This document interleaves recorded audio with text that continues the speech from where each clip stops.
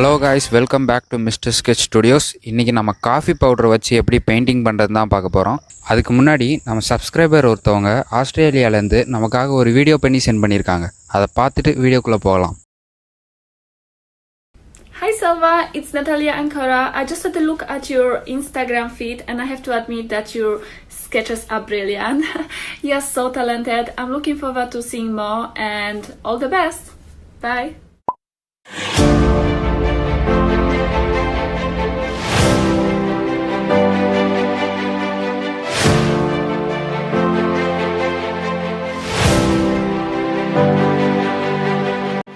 Coffee பவுடரை hot வாட்டரில் mix பண்ணிங்கன்னா அது சீக்கிரமே டிசால்வ் ஆயிரும்.